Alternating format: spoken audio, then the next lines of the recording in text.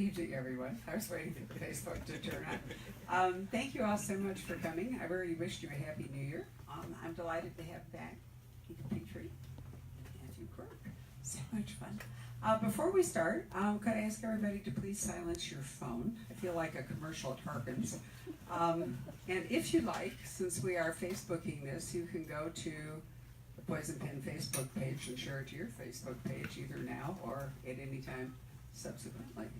I hit to you authors as well. Oh, you do that, right. So anyway, we've been, as I mentioned, out for dinner where our two authors have had a chance to exchange views, and so I think that I'm basically superfluous in this and that the two of you can interview each other. I know it's a cop-out, it was that glass of wine. Didn't they end, but nonetheless. So what we were really talking about at the outset is why you chose to write the kind of books that you did. So Matthew, why don't you take us back to the MFA program and tell us a little bit about how come you wound up writing thrillers instead of, for example, private investigators or Hercule Poirot? Yeah, we were chatting about this because I loved writing, and in college they put you in these writing seminars, and you can write whatever you want as long as it's a New Yorker short story. And it's about some sort of very subtle domestic tension. And I was terrible at it, and I got B's, which is the worst grade you can possibly get at Harvard. It's like an F.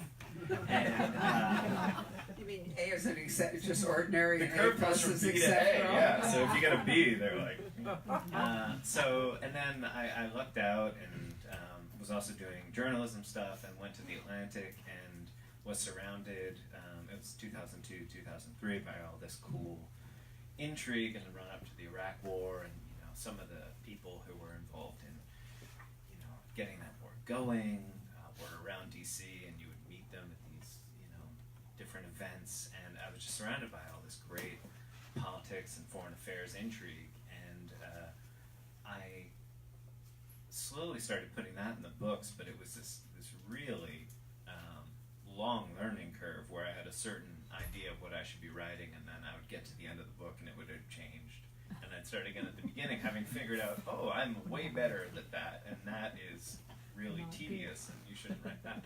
And the thriller stuff really drew me in, and it was a way to take all the stuff that I was seeing every day and fascinated by, and to put it into these stories. So I thank David Bradley, the owner of the Atlantic, who gave me that job, every day for getting me back into all this great high stakes foreign affairs and politics intrigue, and that was the stuff I used to grow up. I grew up reading, so it all worked out the right way. That's how I got into these. So that leads us to the night agent, and the central question is there a Russian mole in the White House? Which turned out to be incredibly topical, but who knew? It's fantasy. Great. Wait till we get to Greg Hurwitz in January at the end of the month. Great. So, Nick, was your path so well-defined or accidental? Well, a little bit of both. I also have an MFA. I kind of had a similar experience in that I was a carpenter, and so I was still working. I was still swinging a hammer and showing up in class wearing my Carhartts and I stood out a little bit. I was also older than most of the people who were in it. But the guy who I liked the best, he wasn't the head of the program, but he was sort of the most interesting person and who had published the most. The first piece I gave them, he said to me, "Well, you write the kind of stuff that people are actually going to read." But it wasn't a compliment. It was because it's that world is all about the most it's all short stories, and it's all about the most subtle emotional turn possible. It is the New Yorker story, I think, and I like what some might call literary fiction, but there's something's got to happen. I like books where things actually happen. So for me, it's Jim Harrison and Cormac McCarthy and Charles Fraser. So I like the prose. I like sort of that artistic piece of it. But there's got to be. It doesn't mean somebody has to die. I prefer it that way. I guess. But there. I want there to be be some story in my story. And so it became clear that that was not a world I was going to be in. But aside from that 2 years, what I really got out of the MFA was that it was 2 years with people with whom writing sentences and telling stories was really important. And that sustained me to get to the point where I could actually, where I actually met other writers. And the best thing, we were just talking about this too, is the best thing about the crime fiction community is that everybody has the same disease, right? We all are interested in telling stories and talking about characters, and everybody's so freaking nice. I mean, it's crazy and generous. I mean, this is a really great community. And that was sort of the MFA was my landing pad before I could get to the point. But I wrote for 25 years without really seeing anything published. I just kind of kept going. So it was, I was kind of making it up as I went along. You just presented me with an interesting thought. Do you think the catharsis of actually killing lots of people on the page means that you can be nice to your I think so. fellow writers? No, I think so. I never really thought about it. Maybe, everybody gets it all out, their murderous impulses and all, so you're congenial. I just find everyone has this, calling them diseases, fairly apt, because I get a little itchy if I don't write for a while. Yeah. And, when you're doing it on the side, you look a little crazy. You say, oh, excuse me, for 5 hours. I'll be telling stories to myself. Yes, to myself. And people say, that's a little weird. So it's really nice to find a community. It's something I do, and it makes me so happy. So the fact, and I think this is another part of why these crime writers, I don't know why it'd be specifically crime though, but I think writers are so happy because they're getting to do what they just love to do all day. So you revealed that you've actually read each other's books, so I'm not going to embarrass you by asking you questions that you can't answer. So what did you think? Because was this your first encounter with Nick's work when we arranged this joint event, or had you read him before? No, this is the first book I read, and Okay. I loved it. Why did you love it? Well, I thought it was actually a little unfair that the action was so good and the writing was so good. Because you should really just pick one. Make us all look bad. And particularly the characters were so good. If you're looking for a pan, you're not going to get it. No? The Well, I was looking for characters- praise, actually. That would make for a fascinating discussion. Yes, it would. And the characters were all so distinctive and so appealing that I picked it up, and at first I said, oh, who are these kids? And every person I met, and then I was just completely sucked into it and had to see how it ended. And how did you feel about reading this book, Well, The Night Age? Well, so I have read The 500, which was your Okay. first, but I hadn't read anything until I got to this, and I was a little upset because I could not put it down. I read it, I think, in about 6 hours, and part of it. So when you're, one of the challenges for me as a writer is that it's hard to read for pleasure, because you're always, now how did he do this, and how does the machine work, and you're looking for the gears and the, and the mechanism, and it's very rare for me to find something that I can just fall into purely as a reader and just for the pleasure of the read, and that's what this was for me. Thank you. And it was also instructive, actually. So there's a point. So I got to the end, and I sort of thought, so why did I have this experience?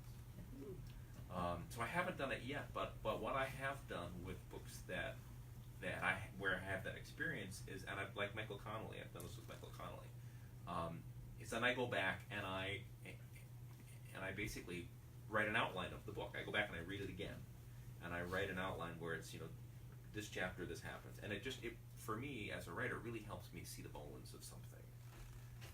And because I'm kind of self-taught, I feel like I don't feel like a what was Pinocchio, right? I'm not really a real boy, because But your nose isn't growing, so no, you're it's already big enough. But so I'm always looking to sort of figure out how do the grown-ups do it, and so I'm still taking stuff apart to see how it works.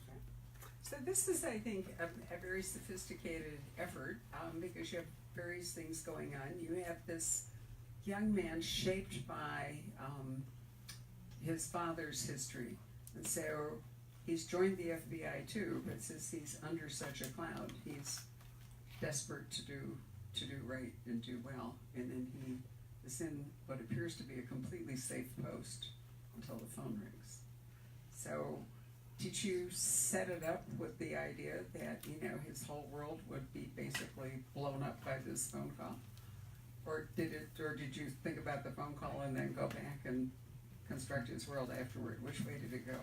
It was all about the phone call. And this was all about a friend of mine, and he worked at the FBI. And he didn't talk about it much, but he would go away every night.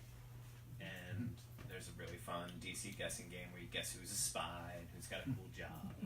And from what I could gather, he had an overnight shift at FBI headquarters, and I turned out later it was even cooler. And his job, as I understood it then, was to just sit there all night sort of watching the news and waiting by the telephone. And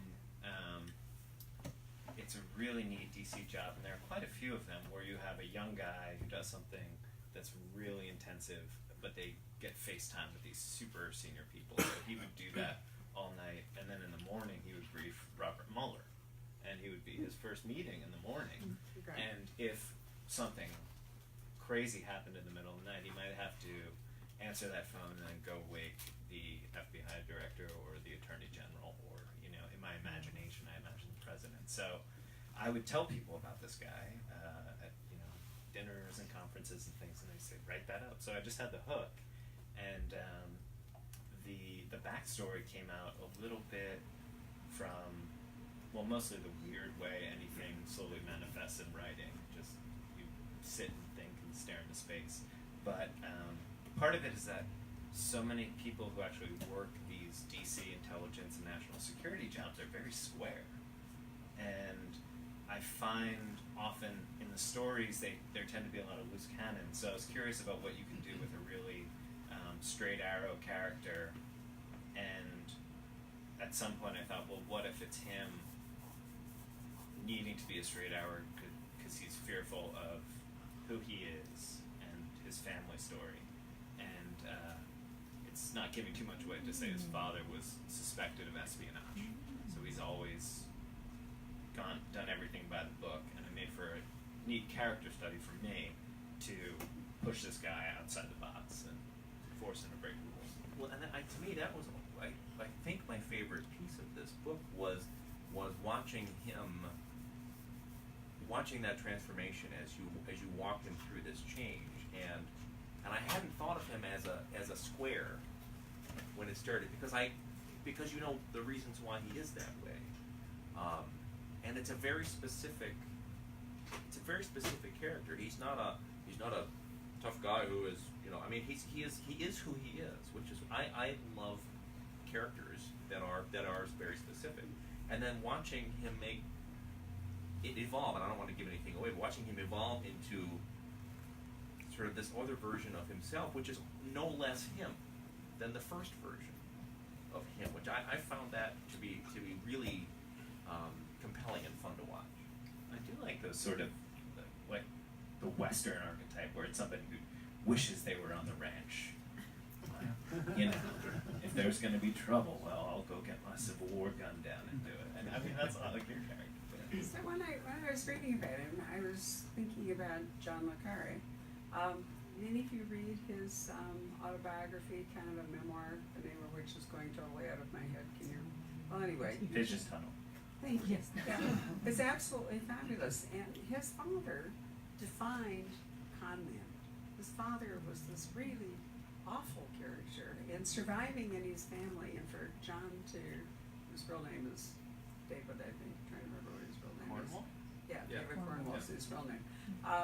Trying to survive that and then make an identity for himself is fascinating. But what I thought was so fascinating about the Pigeon Tunnel is that most people who have a childhood like that or have a parent like that and all have a lot of, either bitterness or, compulsive reaction against it, like your character, whatever. And David Cornwell, aka John le Carre, just accepted who his father was, right? He didn't condemn him, he didn't,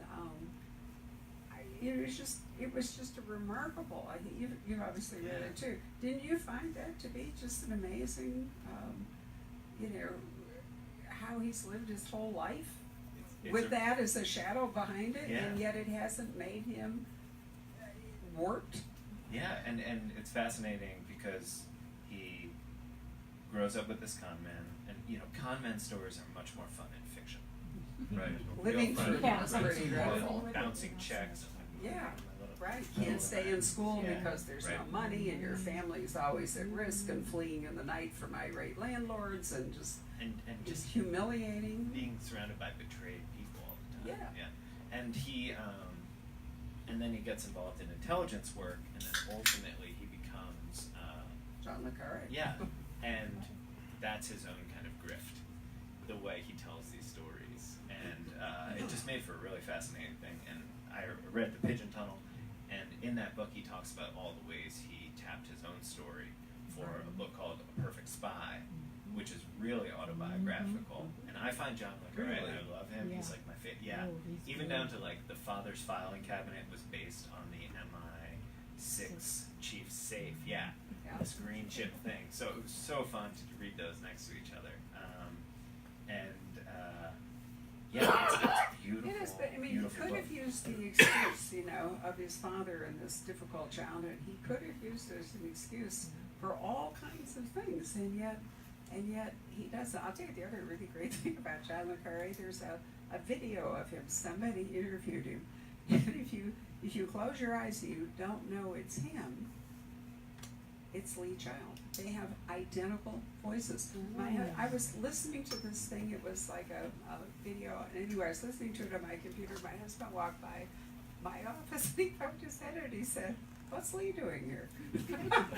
I said, "Well, actually, it's unbelievable. Have you listened to it? They have the same intonation. They have the same pitch. It's just completely I've never fascinating." heard of audio. And yet, John le Carre is a product of Oxford and other stuff, and we grew up in Birmingham. It's like, there's no real reason why they would sound identical, but that's just a digression. Sorry, I've been drinking, but I just thought I'd mention it while we were talking about John le Carre. So, but your character is definitely shaped by, in his life, if not warped, at least a reaction to his father and what happened. And so part of your book is a quest, even if a necessarily unwilling quest, to find out whether his father really was his spy or not. No spoilers. We're not going to tell you. That's part of the action, right? Right. So over here we have Peter, who suffers from PTSD. You've done that so realistically. You have like swarms of people writing to you about it and sharing their experiences and other things. It's really quite fascinating. The post-traumatic stress specifically. I had a guy who was Army Airborne who wrote me to say that, and we met at a conference. So, but he wrote to say that reading the first book actually triggered an episode. Really? Yes, because of all that. And I just said, "Oh my God, I'm so sorry." He said, "No, it was great." He's a highly aware guy. But I get stuff all the time from vets. My launch Monday was in Milwaukee, where I live, and in line at the signing were two Marines who'd come to talk to me. Peter's a Marine, and a Vietnam vet who brought me the poems he'd written about his post-traumatic stress. I had a kid in Madison, Wisconsin, who came home from Iraq, taking a college class to help him stop thinking about his post-traumatic stress. The assignment was read a book by a Wisconsin writer, which would be, there are plenty of us, but he ended up with mine. And then he wrote a book report about me, and so he sent me some questions, and I'm like, yeah, sure, I'm happy to participate. And then he sent me the book report, and it starts with, I was sitting on the couch with my gun in my mouth. And and he didn't tell me this in our conversation, and it ends with that this is the book that helped me realize that I am not the only person who feels this way, that I am not alone in this. And I think that's a huge part of the challenge of post-traumatic stress, is that people don't talk about it. It's the culture of the armed services, for one thing. It's the culture of masculinity, is that, you know, it's you talking about your feelings is not something that men learn to do in the same way that women learn to do. And this is something that I had no idea would be part of. I thought I was writing a book that would never be published. I'd written 3 books that couldn't get published before. There was no reason why the Drifter would be published. So I sort of fell down this rabbit hole of this subject I was fascinated in, or by, and then people and talk to a lot of people about it. But to have this be this ongoing conversation with vets has really been an incredibly rich experience and humbling, because I'm not a veteran and I have not had those experiences, and to have somebody say that somehow I captured something is something I never expected. So when we first meet Peter, he's hiding under a porch. We've been together for all of this books, so we have a whole history here thing, but because, you know, he isn't hiding under the porch, I'm sorry, he's trying not to go under the porch because there's something that needs rescuing. Right. But he hates enclosed spaces because of the PTSD. It's very hard. Right. It basically manifests as claustrophobia. So post-traumatic stress is, in essence, there are lots of different triggers. There's many different versions of post-traumatic stress. There are people who suffer from it. So you can, you can be an agoraphobic. You can be claustrophobic. It can be crowds. It can be,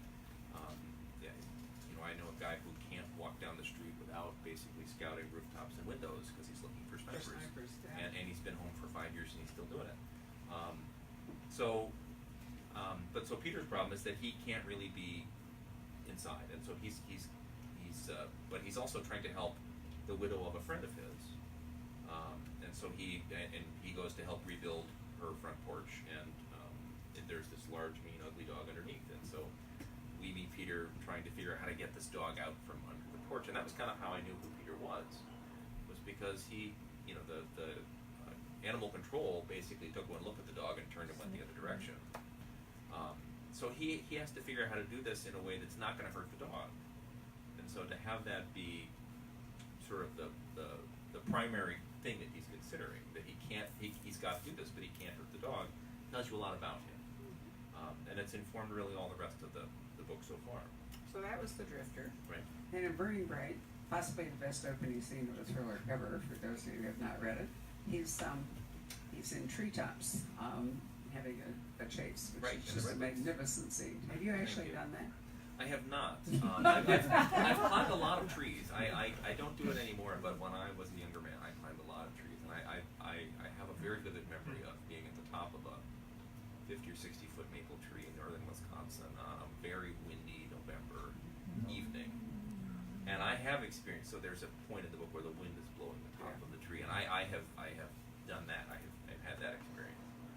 But a redwood's a whole different tree. Oh yes. But actually, my information about redwoods came from Doug Preston's brother's book, Richard's, called The Wild Trees, which is all about the biologists who basically pioneered exploring the high canopies for. I mean, it's this whole separate ecosystem. Again, I stole it all from them. Lots of writers do, right? Yeah. Steal. Yeah. You may get along with each other, but you steal. Which works out. Right. So then we find him involved in truckers and wide open western spaces and all. And now in this new book you've got called Tear It Down, he winds up in Memphis. But that's because he and his significant other recognizes that he's feeling claustrophobic. He doesn't want to be tied down too much, and so she thinks if she sends him to a new place, that'll be good for him. Right? Well, and there are lots of kinds of Sort of a summary. No, I think that's a very good summary. You've read this book. I Is think that he was roughly driving her right? crazy by running around with that. He was like training too much. Yeah, She said, yeah, "You need to well, shut Oh, up." to stay outside, Yeah. right? Yeah. Okay. But there are lots of kinds of claustrophobia, right? There's nobody. If you don't want to be underneath the porch, that's one thing. But and it's not that his suffocating him. It's just that Right. his wiring's been changed. So off he goes to Memphis, thinking he is going to. There's a woman there with a stalker problem. Is Right. ostensibly why he's going. Right, and a simple problem that he the assumption is that he can deal with this in a couple of days and get something out of his system, but by the time he's arrived in Memphis, somebody has driven a dump truck into her living room, and the problem takes on a slightly different scale. And tear it down is a great title because that's part of one of the questions is, do they just need to tear the house down? That was some of my favorite stuff. And I saw in the acknowledgments it came from like a real case or something. Oh yeah, there's and so I'm sure Stealing again. Is Yeah. it? Well, I'm sure this happens to you too, where you put something into a book and then you realize 6 months later where it came from. So in the dump truck in my book crashed into Wanda Wyatt's house, and then 6 months later I remembered that I had seen an article in the back of the Journal of Light Construction. I was a carpenter and So a well read. contractor for many years, and it was a bar that was on a curve, and it was their fourth car that had come into this, that had crashed into their building. So about they put in bollards and the whole deal, and finally, of course, it was a giant dump truck that just. So it was an article about how they supported the building and got the dump truck out. I'm a little weird. How can I say? Oh, I thought it was I fabulous. thought it was didn't so you? cool, and I mean, there's stuff with the house is like a plot point, and he goes under the house, and it's built with like an old stump that's part of the frame. Yep. And Yep. my dad was a carpenter and a shop teacher, Oh, I and didn't like a Navy guy before that. But he would have us with our little nail aprons working on the house every week, and so that was some of my favorite stuff. It's not like an HGTV book, but there's some construction details. Well, that's part of we were talking about series and what make sort of what makes a series, and what are the components of a series. And I'm actively trying to figure this out because I don't really know. But one of the things that goes through this book, or they go through all these books, is there's something house-ish, there's something constructionist that sort of goes through all of these, and in part that's just kind of my background. That's sort of what I have to bring to the table. Kind of like your Washington stuff. You can tell when you're reading a book when somebody really knows their Yeah. stuff. Yeah. And when you were talking about the different kinds of houses, it was like, it could have been like a Seamus Haney poem or something, because there were so many cool, different, like real things that I'd never heard of. So you can really kind of feel the experience in it. Well, thank you. Well, it's a real question that the reader carries through the book is is the house going to make it? Because part of the satisfaction of reading a book is who will survive question. And Right. so in this case, we're worried about the house just as much as we are the people. Well, there's a great collection of quotes from interviews from the Paris Review called the Writer's Chapbook, where there are all these little snippets culled from all of the writers' interviews in the Paris Review. And one I cannot, of course, remember who the author is, but he talked about a student he had that wrote a story about someone who had a piece of dental floss caught in their teeth, and that was the thing that pulled you through the story was, are they ever going to get the damn dental floss out of their teeth? And I think there is something to that, is to add some piece of tension. Sure. Unexpected, but nonetheless compelling. Right. And it's it's sort of one of those little, and I didn't connect those two things till just now, but That's why you come here. We give you That's right. insights. But the goal is to keep that ratcheting that tension tighter, and the more ingredients that you can have that are related but not connected, the easier it is to kind of keep things cranking forward. Sure. I had a question for Nick about this book, Go because for it. there's a lot of different threads, and then they just slowly get tighter and tighter. So I was curious how you landed on this cast of characters and how the threads came together. Well, so I set myself a challenge kind of for this book, which was I've never written something with sort of two parallel plot lines, and so it was like, okay, let's, it was an organizing principle, and not to be too writerly, but it's sort of thematic, black, white. There's a lot of this is race and class as sort of part of what's also kind of running through this book. But there was a point where I was like, I don't know how I do this, and I have a giant bulletin board in my office, and I write scenes on a 3x5 card, and I just sort of here's what I have so far, and then I kind of here are the other pieces I have, and I did a little color coding so I could sort of see. So I could stand back and go, okay, there's too much red here, and there needs to be more blue there.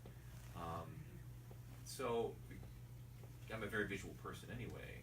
So that was kind of how I did that part of it. But I am not someone who plots out ahead of time, which I generally feel pretty badly about, because I feel like I could be more organized, and maybe the process would go a little faster if I could be more orderly about it. But it's just not how it works for me. And I think one of the things they talk about in MFA programs is finding your voice. And I think equally important, or maybe more important, is sort of finding your process. How do you work? How can you get something done? And it's just that's just kind of how I work. And there's a point at which I just kind of close my eyes and keep going.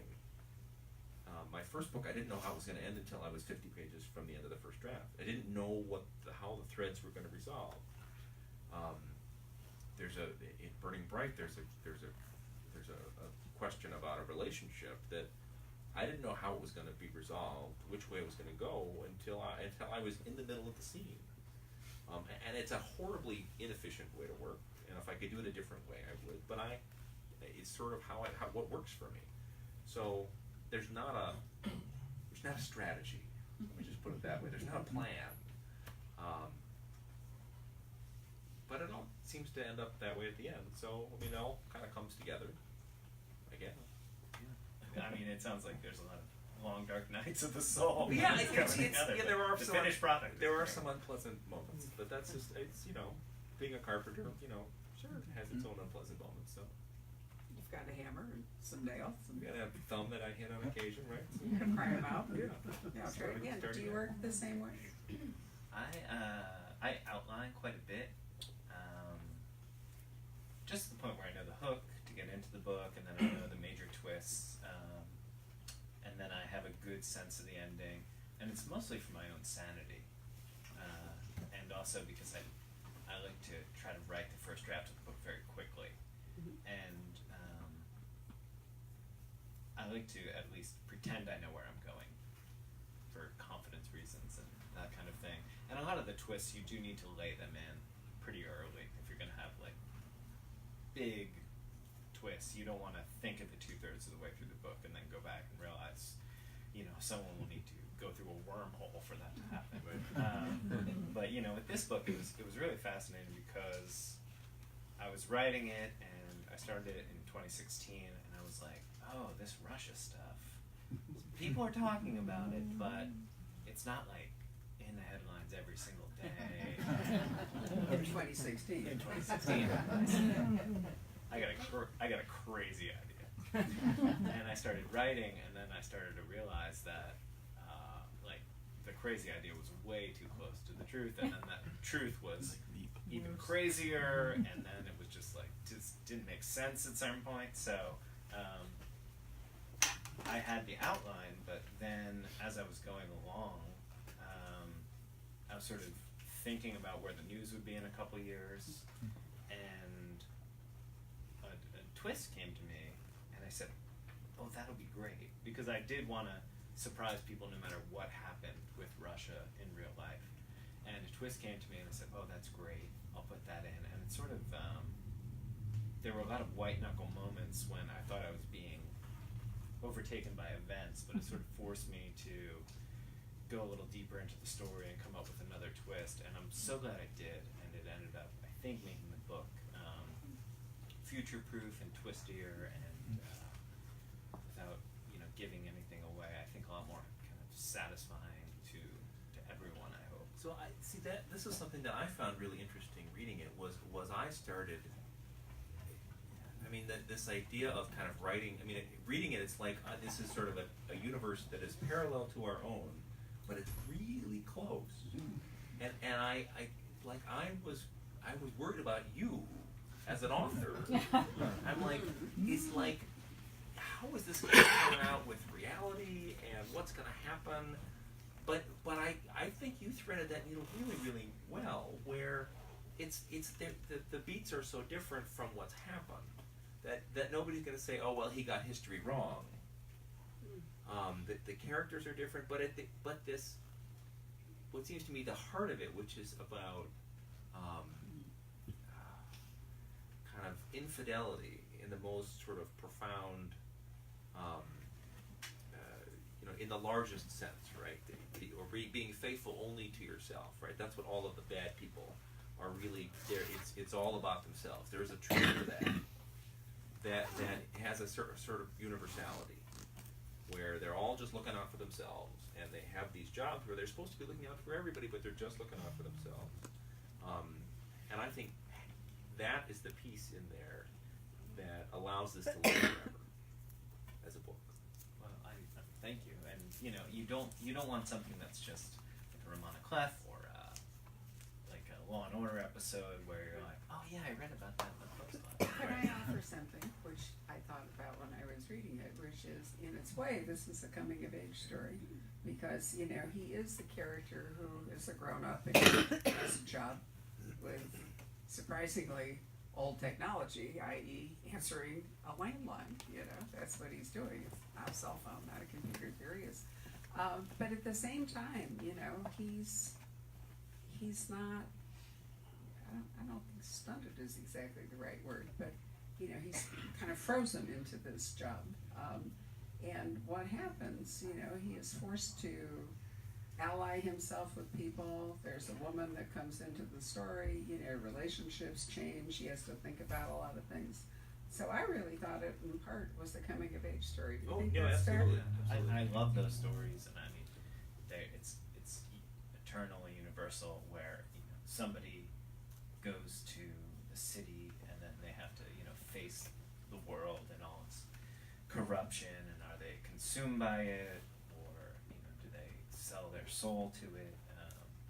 And I do like writing the standalones because I love taking a character who has one thing that is so central to them, Right. and they may not fully understand it, and then just shoving them right into the crucible of it, and then seeing what happens. And it's great to set up a whole book around that character in that moment. Sure. And part of the quest, of course, is, will he find out, what was the truth of his father, or won't he? Which we're not going to tell you, because otherwise, why we should read the book. That's right. Right. So, Peter, what's he find out about himself in the course of this book? This is 4 along, so has he learned a lot about himself? Well, Peter, this is. There's not that there's the least of Peter, but because there are these two storylines, there are probably more of other characters in this book than I've done before, and that was also part of something I was trying to sort of. The previous book, Light It Up, it was really Peter and June's relationship was really at the heart of that book, and I felt like it was at such a pitch that I couldn't do that. I couldn't go there again just yet. So this was sort of they're still crazy about each other. They're committed to each other, but they're separating a little bit. And so this is kind of Peter back out in the world, and it's more about sort of playing around with some other characters. This was the book that, in theory, might have been a standalone. That my contract with Putnam was that the 4th book might be a standalone. If it was mutually agreed upon, which in the publishing world means if they want a standalone, that's what they get. Which is fine. That's the deal we make. But in a way, it was almost I was trying to bring in some other voices and to tell some other stories along with his story. But at the same time, the way you've got him, and he's not Jack Reacher, but the fact that he's very mobile, he can go to different territories, because you've been in different territories and all. You can't really load him up with a lot of relationships, or it will be harder for him to Right. be so mobile. Right. So that's a challenge, isn't it? It is, and the way the way I'm thinking about it is that there are really only two other continuing characters in the series. There's June, who's his sweet patootie, and then there's Lewis, who's his best friend, and who kind of sometimes comes to help. So it's sort of, so what kind of stories can I tell where those characters are there sometimes, but not necessarily always? Because I love developing other characters, and one of my goals with every book is to have somebody to write another character that I would love to see in another book. Is to have the series sort of develop this sort of universe of potential future books where so the Eli Bell could come back. So is there a story where we see Eli Bell 5 years down the road or 10 years down the road? Is there a book where we see Shepard from Burning Bright come back? So part of it is to develop these other characters that I might want to see again. I don't know if that answered that question at all. No, you did. Well, actually, it's interesting because what you're saying is you can write a series, but at the same time, it's sort of a sequence of standalones. Whereas at dinner, we were talking about, you really like the standalones. Everybody's at risk. They can be all new characters. You can wind them up. And you've resisted, twice writing a sequel to a book. Well, I've written 2 books. Well, I've written 4 books, and each was a book and then a subsequent book. Right. And then I've often found myself sort of wandering after that one and wanting to try new characters because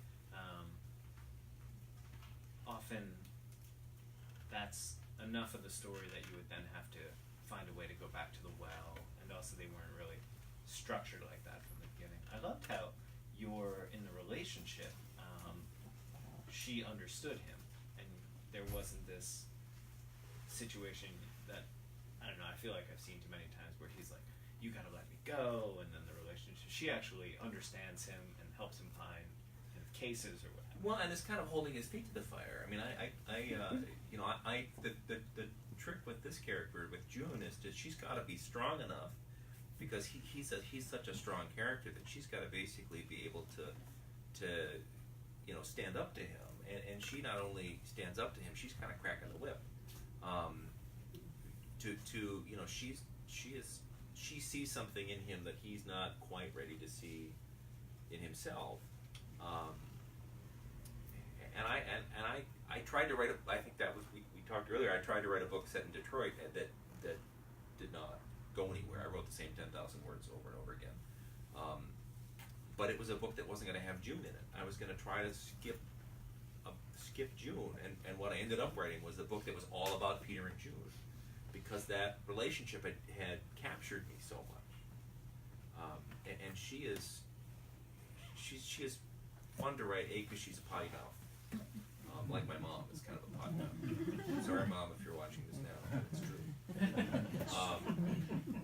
But to have that, I don't know, we don't see a lot of that kind of relationship, I think, in these sorts of books. What kind of relationship do you think that your 2 characters had in this book? Oh, that was really fun. You had a good time Yeah. with that, didn't you? I often, I love writing female characters and having strong female leads and sort of mixing things up from what you might often see. So, Rose Larkin is a woman who is house sitting for her aunt and uncle, and then you remember there was the emergency line. She finds herself on the wrong end of the emergency line, and you think the emergency line is going to be somebody from the State Department, and then suddenly a young woman calls and says, there's killers and they're shooting up the house, and you wonder, and Peter, the main character, wonders, what does this have to do with the intelligence world? And it was fun to have kind of different shades of everyman characters, and Rose is a complete everyman, everyone, and has no idea what she's in for, but is an incredibly resilient, strong person. And I love having different characters who are sort of ways in and you can identify at different levels. Because it's fun to see the superhero Terminator guy who gets shot 5 times and still, kicks a terrorist out of the helicopter. And I've written those and they're really fun. But it's also fun to then like flash over to the accountant or Rose Larkin, or to somebody say, this is what it would actually be like in this situation. You're terrified. So Peter is, they call him G's in the FBI. He's from the surveillance units. So he has quite a bit of training, but he's still in over his head in a lot of places. So it was great to do their relationship, and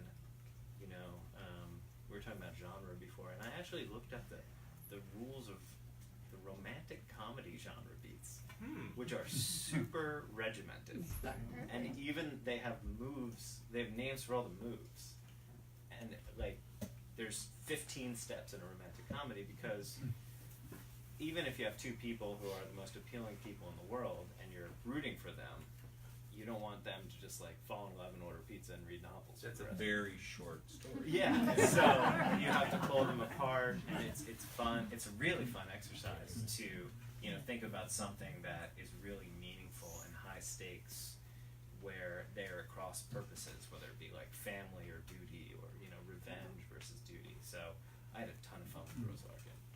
There's a little bit of the Blacklist in it, I thought. When the phone call comes and whatever goes on, it reminded me, if any of you watch the Blacklist, it's a little bit like that. Well, I was thinking about this too because your Peter, we both have Peters, is both an everyman and an insider.